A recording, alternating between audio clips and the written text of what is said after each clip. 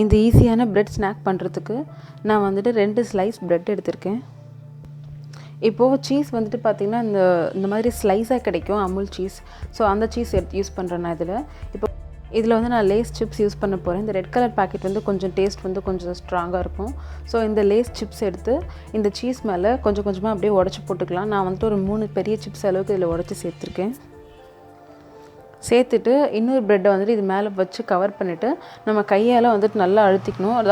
இப்போது ஒரு இரும்பு கல்லை காய வச்சு அதில் பட்டர் சேர்த்துருக்கேன். அந்த பட்டர் உருகுனதுக்கப்புறமா நம்ம இங்கே ப்ரிப்பேர் பண்ணி வச்சுருக்க இந்த ப்ரெட்டை வந்துட்டு அப்படியே எடுத்து இந்த தோசை கல்லில் வச்சுட்டு பட்டர் எல்லா பக்கமும் ஆட் பண்ணிவிட்டு 2 பக்கமும் நல்லா கோல்டன் கலர் வர வரைக்கும் டோஸ்ட் பண்ணி எடுத்துக்கலாம்.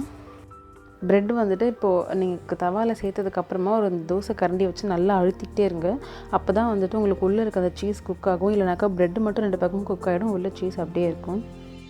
ஒரு சைடு வந்து ப்ரெட் நல்லா டோஸ்ட் ஆனதுக்கப்புறமா அதை அப்படியே ஃப்ளிப் பண்ணி இன்னொரு சைடு போட்டு அதையும் டோஸ்ட் பண்ணிக்கோங்க. பட்டர் வந்துட்டு உங்களுக்கு நிறைய பிடிக்கும்னாக்கா நீங்கள் எல்லா சைடும் ஆட் பண்ணிக்கலாம். ப்ரெட்டு வந்துட்டு 2 பக்கமும் நல்லா கோல்டன் கலரில் வந்துருச்சு. இப்போ அடுப்புலேருந்து எடுத்துடலாம். அண்ட் இதுக்கு மேலே விட்டாலும் இது வந்து தீஞ்சிடும். ஸோ இந்த ஸ்டேஜில் எடுத்துகிட்டு நான் இப்போ இது எப்படி இருக்குன்னு உங்களுக்கு கட் பண்ணி காமிக்கிறேன். நீங்கள் வந்துட்டு கட் பண்ணியும் சர்வ் பண்ணலாம், இல்லை அப்படியும் சர்வ் பண்ணலாம். ஸோ இப்போ கட் பண்ணதுக்கப்புறம் பார்த்தீங்கன்னா உங்களுக்கு நல்லாவே தெரியும் இந்த சீஸ் லேஸ் ரெண்டும் சேர்ந்து நல்லா குக் ஆகி நல்லா வந்திருக்கு. இது வந்துட்டு ஒரு 5 மினிட்ஸ்லேயே செஞ்சிடலாம். குழந்தைங்களுக்கு வந்துட்டு அதுவும் இந்த மாதிரி சிப்ஸ் சாப்பிட்ற குழந்தைங்களுக்கு வந்துட்டு இந்த மாதிரி நீங்கள் வெரைட்டியாக பண்ணி கொடுத்தீங்கன்னா அவங்க ரொம்ப விரும்பி சாப்பிடுவாங்க. ரொம்பவே ஈஸியான ஸ்நாக் ரெசிபி. ஸோ கண்டிப்பாக ட்ரை பண்ணி பாருங்கள். தேங்க்ஸ் ஃபார் வாட்சிங்.